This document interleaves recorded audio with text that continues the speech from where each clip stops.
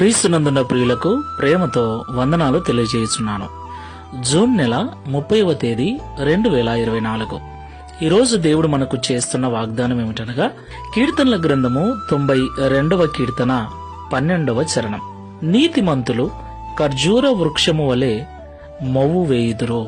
Amen. నా ప్రియమైన సహోదరి సహోదరులారా, మొవ్వు వేయటము అంటే ఇంగ్లీష్ బైబిల్లో ఫ్లోరిష్ అని రాయబడింది.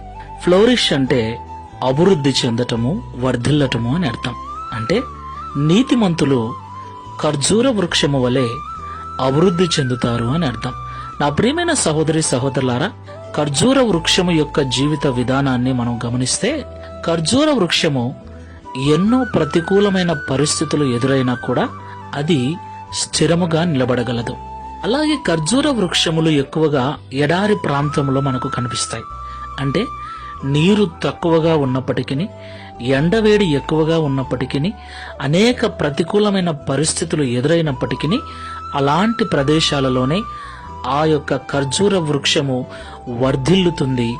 తన యొక్క కాలములో కాపు కాస్తూ ప్రజలకు ఎంతో శ్రేష్టమైన ఫలాలను ఇస్తుంది. దేవునికి మహిమ కలుగునుగాక. అవును ప్రియులారా, ఈ లోకంలో నీతిగా జీవించే వారికి ఎన్నో ఆపదలు, ఎన్నో ప్రతికూలమైన పరిస్థితులు ఎదురవుతాయి. ఎన్నో నిందలు, అవమానాలు కూడా ఎదుర్కోవలసి ఉంటుంది. అయితే ఎన్ని అవమానాలు, ఎన్ని నిందలు, ఎన్ని బాధలు ఎదురైనా, ఎంతటి ప్రతికూలమైన పరిస్థితుల గుండా వెళుతున్నా నీతిమంతుల యొక్క అభివృద్ధిని అవేవి కూడా అడ్డుకోలేవు. ఖర్జూర వృక్షము ఎలాగైతే ఎడారిలో తన కాలమందు వర్ధిల్లుతూ ఉంటుందో, నీతిమంతులు కూడా తమ యొక్క జీవితంలో వర్ధిల్లుతూ ఉంటారు. అలాగున దేవుడు వారిని ఆశీర్వదిస్తాడు. కాబట్టి మాటలు వింటున్న ప్రియ సహోదరి సహోదరులారా, నీతి మనల్ని వర్ధిల్ల చేస్తుంది. కాబట్టి నీతిమంతులుగా జీవిద్దాం, యథార్థమైన జీవితాలు కలిగి వర్ధిల్లుదాం. ప్రార్థన చేసుకుందాం. ప్రేమ స్వరూపుడా, పరిశుద్ధుడా, మీకు స్తోత్రాలు.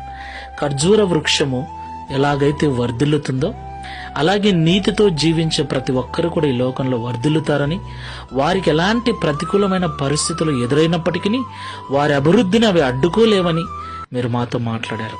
ఈ ప్రార్థనలో ఏకీభవిస్తున్న బిడ్డలలో ఎవరైనా నేను నీతిగా ఉన్నానే, మంచిగా ఉన్నానే, ప్రార్థన చేసుకుంటున్నానే, ఎవరికి కీడు చేయట్లేదే, నాకే ఎందుకు ఈ బాధలు, నాకే ఎందుకు ఈ కష్టాలని కృంగిపోతూ ఉంటే ఈ మాటల ద్వారా బలపరిచి వారి యొక్క నీతి వ్యర్థమైపోదు అని, ఒకరోజు వారు అభివృద్ధి పొందినప్పుడు ఆ స్థితిని గుర్తు చేసుకొని, ఈ మాటలు గుర్తు చేసుకొని మిమ్మల్ని స్తుతించే బిడ్డలుగా ఉండుటకు సహాయం చేయమని, తద్వారా ఈ దిన వాగ్దానమును మా అందరి జీవితంలో నెరవేర్చి మీ నామమును మహిమపరచుకునమని యేసు నామములో ప్రార్థిస్తున్నాము తండ్రి.